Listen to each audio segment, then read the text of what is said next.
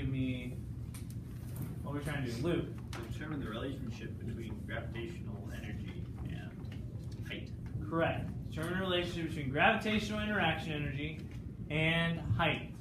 Now, what just general relationships did you see between those two variables, Amanda?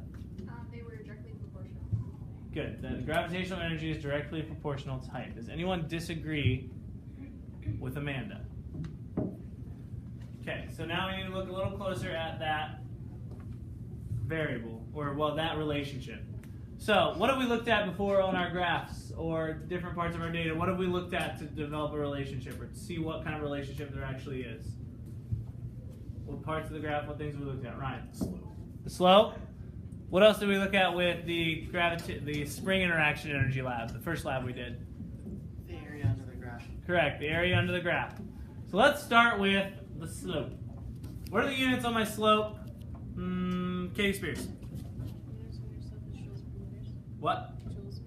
Joules per meter. Okay, joules per meter. Now, if you turn around the board, or look at the board, remember that a joule is sometimes referred to as a Newton meter, so Newton times a meter, or it's equal to kilogram times meter squared per second squared, because a Newton is a kilogram times meter per second squared.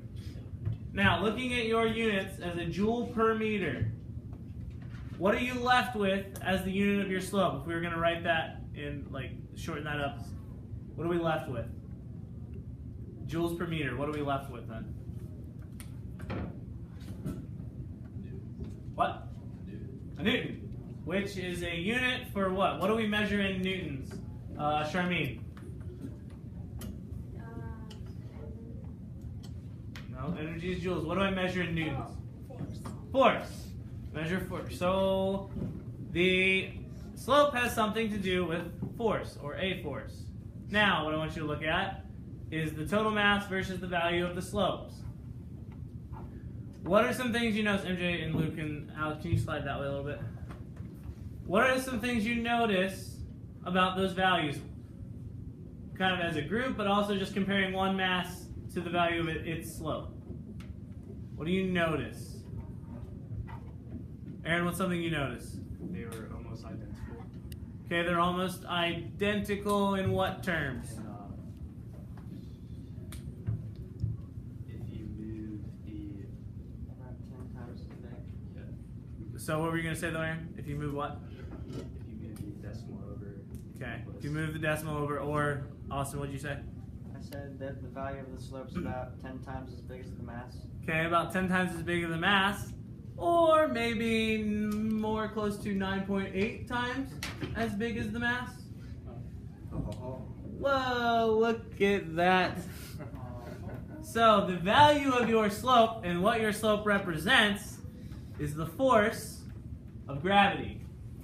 And taking your total mass times the gravitational field strength of 9.8, you should get a value of a slope close to that. Now, some of yours just kind of fluctuate back and forth. Obviously, the experimental setup isn't the greatest, this, that, and the other, but they're close, and there's good data there. So, with that said, if I kind of substitute everything I need to use, gravitational interaction energy, which was my y variable, is equal to the force of gravity times the height, or force of gravity's mass times gravitational field strength, mass times gravitational field strength times height. Eg equals mgh. Something you probably all heard before. Or Ge equals mgh. Any questions? I think it's pretty cool. I love energy. This is like my favorite unit. And just like all these labs, you see the stuff. It's really cool because I didn't learn physics this way and it all makes sense now. It's so great. I love it. So, any questions, comments, concerns right now? All right, erase your boards, put